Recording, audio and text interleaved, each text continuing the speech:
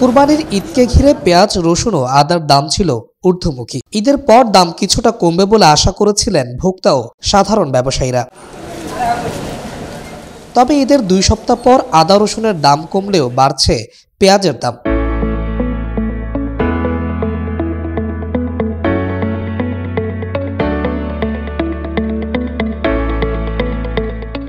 কয়েকদিনের ব্যবধানে দেশীয় আমদানিকৃত পেঁয়াজের দাম কেজি প্রতি 3 থেকে 5 টাকা বেড়েছে।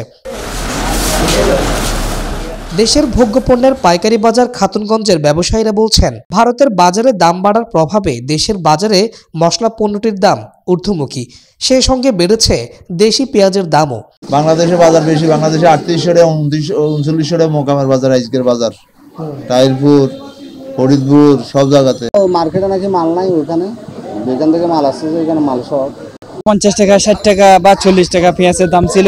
এখন পেঁয়াজ 100 টাকা 90 টাকা 120 টাকা এভাবে দাম উঠানামা করে। আমাদের ভোক্তাতে তো কষ্ট হবে।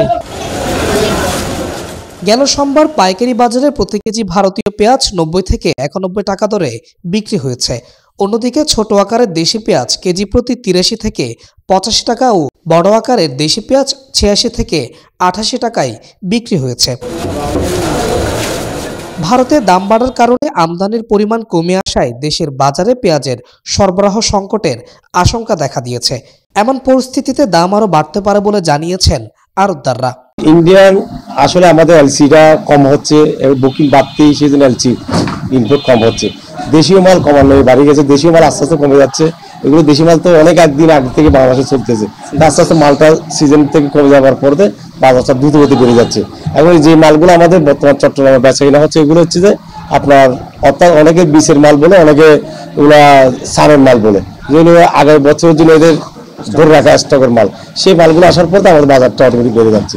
মাল শর্ট আসতেছে, কম চাহিদা বেশি। বর্ডার থেকে যদি পেঁয়াজ আছে কেজিতে 5 টাকা, টোটাল খরচ আছে 5 টাকা কেজিতে, সব মিলে গাড়ি ভাড়া, ঘাটতি, লেবার, কমিশন যারা আইনে আমাদেরকে দেয়, ওদের 5 টাকা খরচ আছে কেনার পর। মালের আমদানি কমের দিকে মালের দামটা বাড়তি। আর এটা তখন এই দেশি মালের এগুলি ফার্মনা আপনার কুষ্টিয়া এগুলি লাস্টের জন্য গাড়ি 3 কেন 4 কেন এরকম। এই বাজার কম ডেলি 50 গাড়ি মাল ঢুকতে হবে, তোমাদের বাজার লেভেলে থাকবে।